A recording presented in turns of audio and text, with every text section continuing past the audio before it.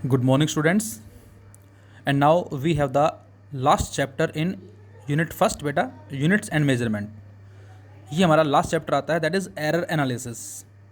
और यहाँ से या हम डायमेंशनल एनालिसिस से कह सकते हैं कि हमें कंपटीशन में न्यूमेरिकल जो हैं वो अक्सर मिलते ही मिलते हैं. So in this chapter we will study about the error, त्रुटि जिसको हम बोल सकते हैं कि एरर जो है बेटा वो क्यों होता है और किस तरह से ही इस एरर को हम रिमूव कर सकते हैं. बच्चों, मैं आपसे कहता हूँ कि आपके पेरेंट्स ने आपको टास्क दिया, और टास्क या काम क्या है कि आपको मार्केट से कुछ वेजिटेबल्स जो है परचेज़ करके लानी है. और जब आप वेजिटेबल परचेज़ करने जाएंगे, मे भी डिमांड करेंगे उससे कि भाई हमें 1 किलो आलू चाहिए या 2 किलो आलू चाहिए. और वो उन आलूओं को क्या करेगा, अपने जो तराजू होता है उसमें रख देगा और फिर बैलेंस करता है किसके साथ, 1 किलोग्राम का जो बाट होता है उसके साथ, बट्टा जो होता है बोलते हैं जिसको हम, उससे करेगा. और जैसे ही दोनों का लेवल बराबर हो जाएगा वो हमें डाल के दे देगा और हम अपने घर पे आ जाते हैं. लेकिन ज़रा सोचें कि क्या वो एग्जैक्टली 1 किलोग्राम है, तो आंसर होगा नो. हो सकता है 2, 3, 5, 10 ग्राम में भी कम हो हमारे पास आलू, या हमारे पास ज़्यादा हो. तो बेटा इस डिफरेंस को ही हम यहाँ बोलते हैं, दैट इज़ क्या, error. So error is the difference in the true value and measured value of a physical quantity. किसी भी क्वांटिटी की जो एक्चुअल वैल्यू होती है वो और मेजर्ड वैल्यू होती है वो, उनका जो डिफरेंस होगा बच्चों, उस डिफरेंस को ही बेटा हमने यहाँ नाम दिया है, किसका, एरर का नाम दिया है. और समझने के लिए हमने एग्जाम्पल लिया कि सपोज़ किसी बच्चे का जो वज़न है वो 50 किलोग्राम है और इसको हमने ट्रू वैल्यू मान लिया, और उस बच्चे ने अलग अलग वेइंग मशीन से मेज़रमेंट किया. जो हमारे स्टेशंस पे वेइंग मशीन्स होती हैं जिसमें हम एक कॉइन डालते हैं और वहाँ से एक छोटी सी टिकट निकल कर आती है और जिस पे हमारा मेज़रमेंट लिखा होता है वेट का. तो उसने अलग अलग मशीन से मेज़रमेंट किया, suppose Rewari junction, Delhi station से, जयपुर स्टेशन से, गुरुग्राम स्टेशन से, etcetera.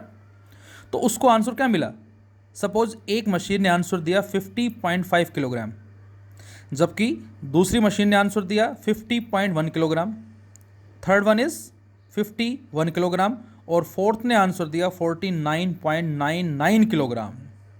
So all these are the measured values and this 50 is the actual value.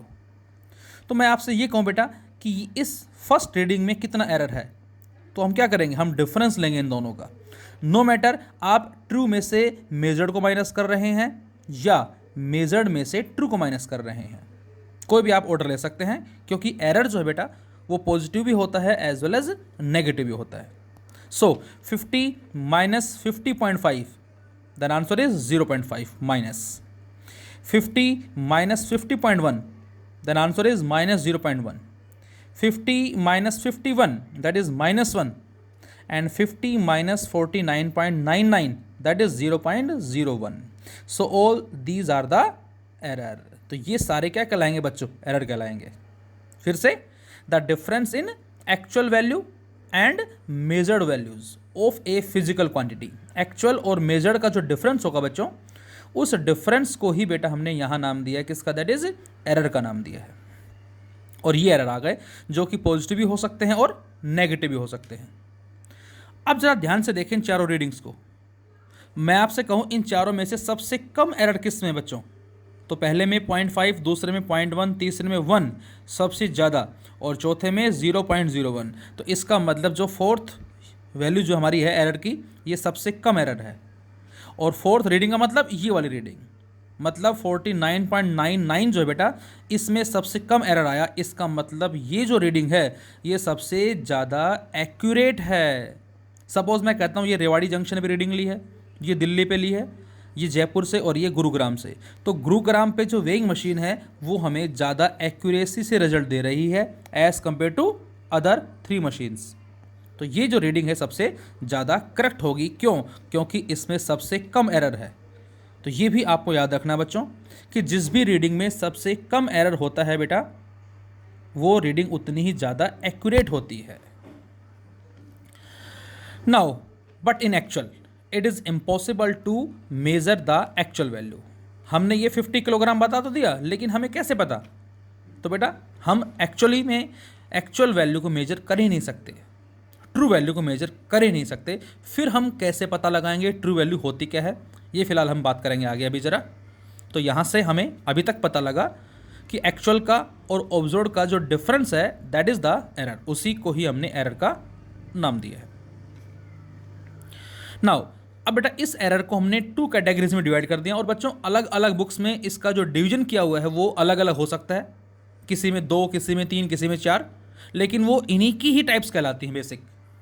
So we divide the error into 2 parts.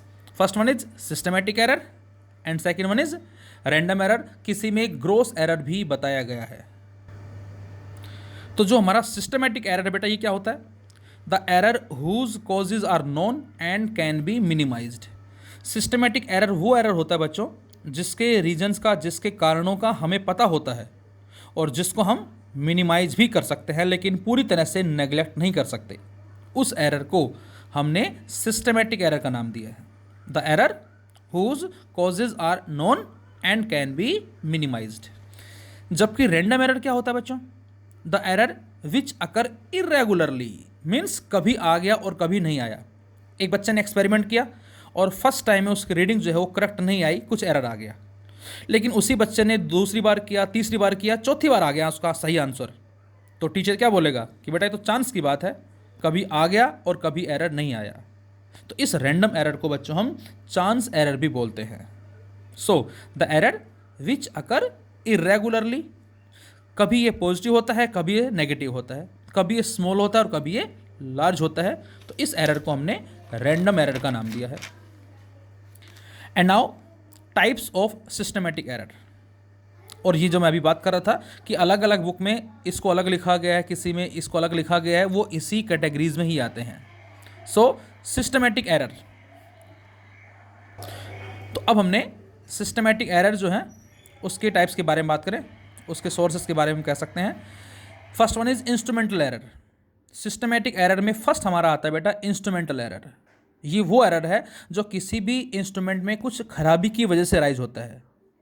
The error which arise due to imperfect design और manufacturing defect. जब उसकी manufacturing हुई थी उसमें कोई कमी रह गई, कोई डिफेक्ट रह गया, उसकी वजह से जो एरर अराइज होगा बेटा उसको हमने इंस्ट्रूमेंटल एरर का नाम दिया है। तो बच्चों जब हम कभी कोई इलेक्ट्रॉनिक आइटम मार्केट से परचेज करते हैं तो उसमें एक तो वर्ड होता है गारंटी और एक वर्ड होता है वारंटी। गारंटी का मतलब, सपोज मैं कहता हूं कि हमने कोई इंस्ट्रूमेंट परचेज किया और दुकानदार ने हमसे कहा कि इसमें 1 साल की गारंटी है, तो इसका मतलब 1 साल तक उस इंस्ट्रूमेंट में जो भी दिक्कत आती है हम उसको दे के नया इंस्ट्रूमेंट ले सकते हैं। और यदि वो ये कहता है कि वारंटी है, इसका मतलब उसमें जो दिक्कत आई है वो हमें ठीक करके देगा।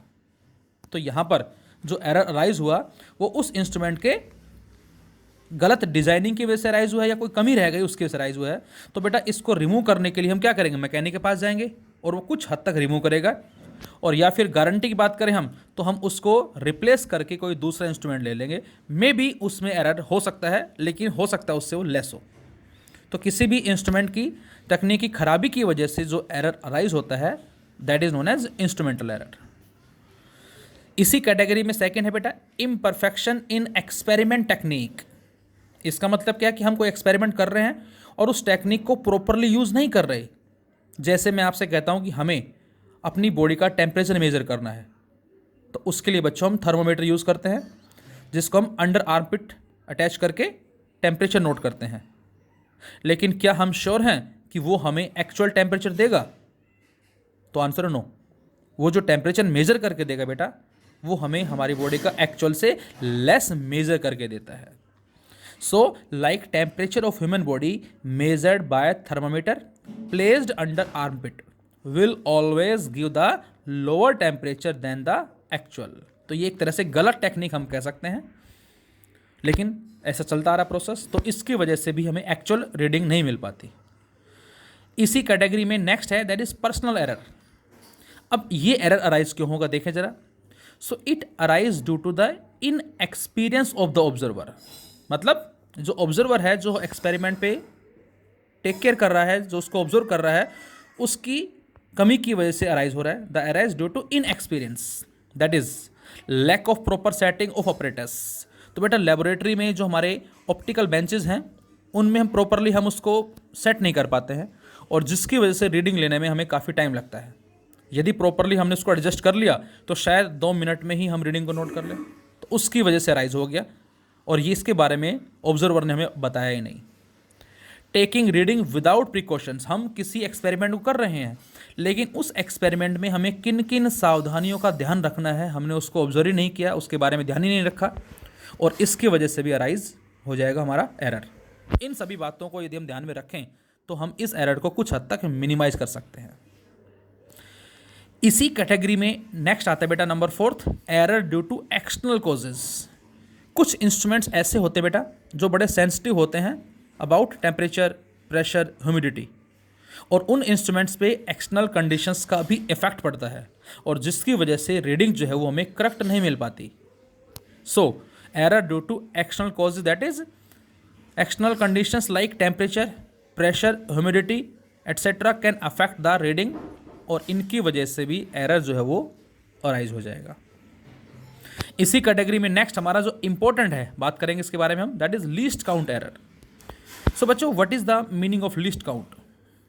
तो जैसा कि इसके नाम से पता लग रहा है बेटा हमें, लीस्ट काउंट का मतलब किसी भी इंस्ट्रूमेंट से कम हम कितना मेजर कर सकते हैं, that is known as least count. जैसे मैं आपसे कहता हूँ मीटर स्केल हमारे पास है, और इससे कम हम कितना मेजर कर सकते हैं, तो आंसर है 1 mm, क्योंकि एक खाने से दूसरे खाने के बीच का जो डिस्टेंस है मीटर स्केल में ये 0 होता है, ये उसके बाद 1 होता है, ये 2, 1 सेंटीमीटर, 1 सेंटीमीटर, 1 सेंटीमीटर, यहाँ से यहाँ तक क्या होगा बेटा 2 सेंटीमीटर, और इसमें इस और इसके बीच में कितने होते हैं 1 2 3 4 5, तो यहाँ से लेकर यहाँ तक कितना होता है 1 mm 1 mm 1 mm 1 mm, तो ये 1 mm के हैं, तो कम से कम इससे हम 1 mm मेजर कर सकते हैं। This is the least count. जो हमारी घड़ी होती है उससे कम हम 1 सेकेंड मेजर कर सकते हैं, that is the least count. So the least count error is the error associated with the resolution of the instruments.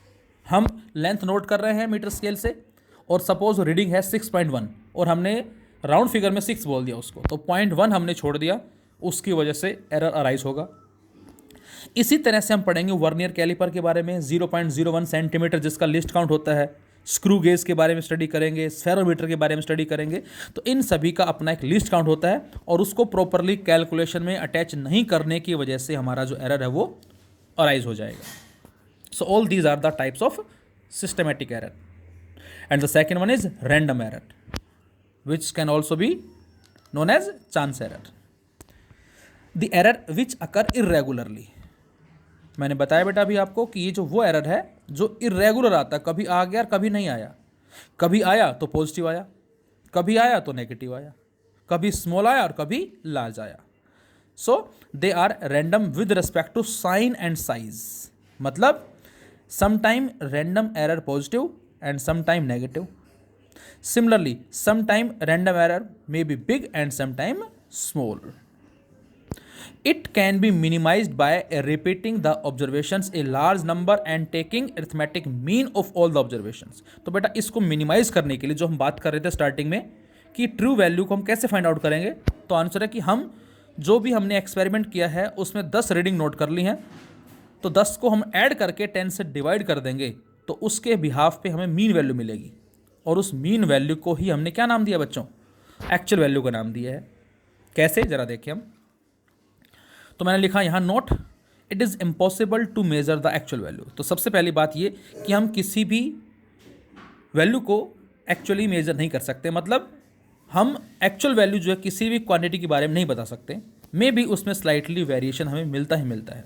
जैसे मैंने एग्जाम्पल लिया, we assume the true value of a physical quantity is A. हमने मान लिया बेटा कि कोई physical quantity है और उसकी वैल्यू हमें ऑब्जर्व करनी है कि क्या होगी, और उसकी ट्रू वैल्यू हमने एज्यूम कर ली लेट ए, और हमने क्या किए 50 टाइम्स ऑब्जर्व किया उसको, मतलब 50 बार हमने रीडिंग्स ली उसकी, और 50 टाइम्स ऑब्जर्व करने के बाद हमें जो ऑब्जर्वेशंस है वो क्या क्या मिली, तो हमने एज्यूम किया suppose 20 times we note down A. हमने माना कि जो रीडिंग ली है उसमें 20 बार रीडिंग क्या आई, ए रीडिंग आई। 15 बार क्या आई बेटा उसमें, a प्लस एक्स, मतलब जो एक्चुअल वैल्यू उससे कुछ ज़्यादा रीडिंग आई, और 15 टाइम्स क्या आई, a माइनस एक्स, जो एक्चुअल वैल्यू उससे कम वैल्यू आई, तो a प्लस एक्स का मतलब एक्चुअल से ज़्यादा आना। जैसे मैं कहता हूँ कि किसी रजिस्टर की वैल्यू सपोज 5 ओम है और हमने ओम्स लॉ के जरिए V I voltage as well as current के बिहाफ पे आर की वैल्यू कैलकुलेट की है 50 टाइम्स, तो वहाँ से हमें 20 टाइम्स क्या मिला, वी और आई का रेशो 5 ओम मिला। लेकिन 15 टाइम्स में हमें वी आई का रेशो 5 से कुछ ज़्यादा मिला और 15 टाइम्स में वो 5 से कम मिला। तो यहाँ जो 15 जो है इसको बोलते हैं Gaussian law random error. This is the Gaussian law random error. अब हम इन सभी का मीन कैलकुलेट कर रहे हैं बेटा, तो मीन कैसे निकालेंगे, ऑब्जर्व जितनी भी हैं divide by total number of observations. तो ए जो आया हमारा कितनी बार आया, 20 times, plus A plus X A plus X A plus X कितनी बार आया बच्चों, 15 times, 15 into A plus X. इसी तरह से ए माइनस एक्स कितने टाइम बेटा, 15 time, plus 15 into A minus X और अपॉन में N, and N is 50 observations. अब इसको सोल्व करें, तो बच्चों जब इसको हम सोल्व करते हैं बेटा तो ये मिलता है 50a बाई ए, क्योंकि ये 15x कैंसिल आउट हो जाएगा and which is equal to A. ये ए क्या है बच्चों, this is the mean value. और ज़रा देखें कि स्टार्टिंग में हमने ट्रू वैल्यू जो है वो क्या मानी थी, ए ही मानी थी। इसका मतलब ये हुआ बेटा कि जो हम ट्रू वैल्यू ए मान के चल रहे थे और जो मीन वैल्यू हमारी ए आई, ये किसके बराबर आ गई, ट्रू वैल्यू के बराबर आ गई है। और इसीलिए हम बोल देते हैं क्या, the mean value is nearly equal to actual value. तो आगे जितने भी हम न्यूमेरिकल्स करेंगे हमें एक्चुअल वैल्यू गिवन नहीं है, तो हम क्या करेंगे, हम मीन वैल्यू फाइंड आउट करेंगे and that mean value is actually denotes the true value. उसी को ही बच्चों हम ट्रू वैल्यू का नाम देंगे। तो ये तो हमारे पास हो गया एरर क्या है और उसकी टाइप्स क्या हैं। फिलहाल हमें जो क्वेश्चंस मिलेंगे वो इन पे बेस्ड मिलेंगे, absolute error, mean absolute error, relative error and percentage error. तो यहाँ से हम कह सकते हैं, फिलहाल नोट डाउन आपको सारा करना है, लेकिन यहाँ से आपको थोड़ा सा स्पेशली ध्यान देना है। क्या बेटा, first one is absolute error, mean absolute error, relative error, percentage error. इसके अलावा हम स्टडी करेंगे प्रोपागेशन और कम्बिनेशन ऑफ एरर। जैसे मैं आपसे कहता हूँ क्या, कि हमारे पास रेक्टेंगल है और उसकी लेंथ हमें गिवन है और उसकी ब्रेड्थ भी गिवन है, और लेंथ में भी कुछ एरर है और ब्रेड्थ में भी कुछ एरर है। तो what is the area of rectangle, तो आप फाइंड आउट करेंगे area equal to length into breadth. तो इसका मतलब बेटा यदि लेंथ में एरर है और ब्रेड्थ में एरर है तो क्या एरिया में एरर होगा, तो आंसर है यस।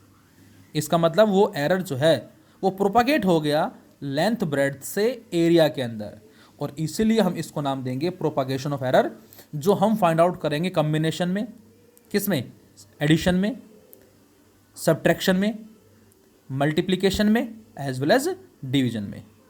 तो वो प्रोपागेशन फाइंड आउट करेंगे हम addition, subtraction, multiplication as well as division. तो उससे पहले बच्चों हमारे पास है absolute error, mean absolute error, relative error as well as percentage error. देखें जरा, suppose we note down the reading of a physical quantity up to n times and the reading comes out to be a1 a2 a3 a4 dash dash dash an। हमने कोई experiment किया और उसमें physical quantities की n reading को note किया, n में भी 10 20 30 40 50 एंड सो ऑन। और अब हम फाइंड आउट करेंगे बेटा मीन वैल्यू। कैसे फाइंड आउट करेंगे हम, a1 plus a2 plus a3 and so on divided by n, and this mean value is nearly equal to actual value. तो ये हमें उस फिजिकल क्वांटिटी की एक्चुअल वैल्यू पता लग गई। अब बच्चों जो एब्सोल्यूट एरर है ये क्या होता है बेटा, ये होता है मीन वैल्यू और ऑब्जर्व्ड वैल्यू की जो पॉजिटिव वैल्यू आती है उनका डिफरेंस।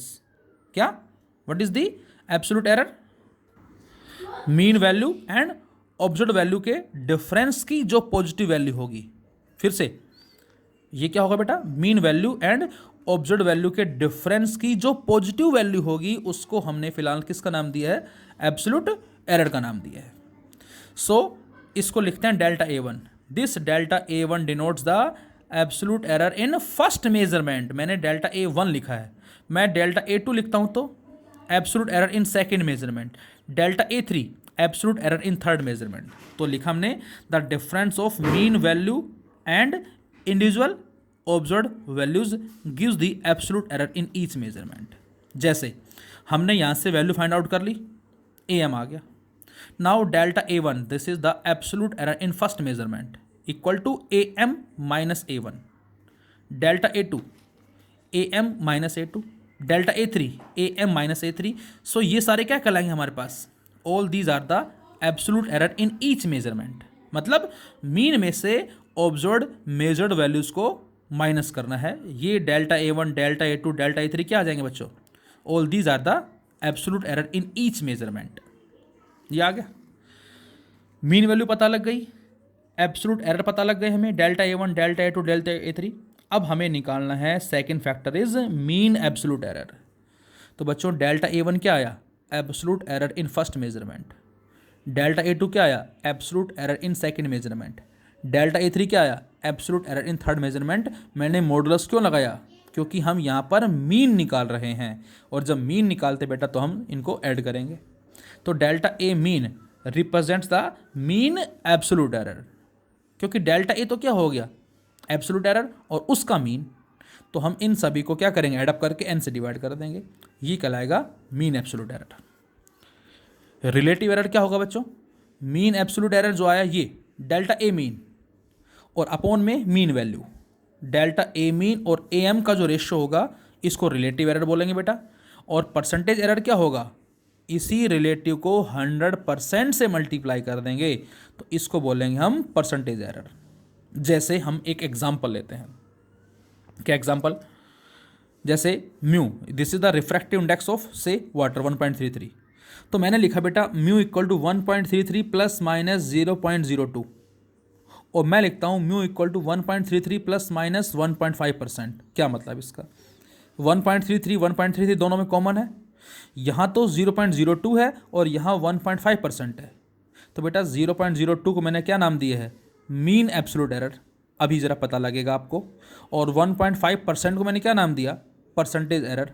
अभी ज़रा पता लगेगा आपको। देखें तो क्वेश्चन दिया हमें, the refractive index of water is given by 1.29, 1.33, 1.34, 1.35, 1.32, 1.36, 1.30, 1.33। ये सारी हमारी ऑब्जर्व्ड वैल्यूज़ हैं। And now we have to find out the mean value, absolute error, relative error, percentage error. तो सबसे पहले बच्चों हम मीन वैल्यू कैलकुलेट करने के लिए क्या करेंगे बेटा? इन सभी को एडअप करके और जितने भी हमारे पास हैं दैट इज एन 8 से डिवाइड कर देंगे हम। और सोल्व करने से आ गया 1.3275 आ गया बच्चों। मतलब पॉइंट के बाद 4 डिजिट्स हैं। और बेटा इन सभी वैल्यूज़ में ज़रा देखें पॉइंट के बाद कितने डिजिट्स हैं? 2 डिजिट। ये बड़ा इंपॉर्टेंट है बच्चों। क्या? इन सभी में पॉइंट के बाद 2 डिजिट है सभी के अंदर। तो बेटा जो मीन वैल्यू आएगी उसमें पॉइंट के बाद चाहे 3, 4, 5, 6 जितने मर्जी डिजिट्स आएँ, हमें उन सभी को पॉइंट के बाद 2 डिजिट में कन्वर्ट करना होगा, क्योंकि यहाँ पॉइंट के बाद 2 डिजिट है। सपोज यहाँ पॉइंट के बाद 3 डिजिट होती तो हम उसको 3 में कन्वर्ट करते। अब 1.3275 को हमें कन्वर्ट करना है किस में? 2 डिजिट्स में। तो देखें ज़रा 5। अब 1.327, 7 जो 5 से बड़ा है, तो इस 27 को हम क्या लिख सकते हैं? 3 लिख सकते हैं। तो ये क्या बन जाएगा? राउंडिंग ऑफ में 1.33। ये रूल भी हम आगे पढ़ेंगे कि राउंडिंग ऑफ किस तरह से करते हैं। तो मीन वैल्यू बच्चों कितनी आ गई? 1.33। क्या ये ट्रू वैल्यू होगी? The answer is yes. इस मीन वैल्यू को अब हम ट्रू वैल्यू का नाम देंगे 1.33। अब मैं आपसे कहता हूं हमें एब्सोल्यूट एरर निकालना है फर्स्ट मेजरमेंट में। तो क्या करें? इस मीन वैल्यू में से इसको माइनस कर देंगे, वो डेल्टा म्यू वन आ जाएगा। अभी यही तो लिखा था हमने, delta A one, A M minus A one, A M minus A two. तो उसी तरह से यहाँ पर अब हम एब्सोल्यूट एरर कैलकुलेट करेंगे, that is delta mu one.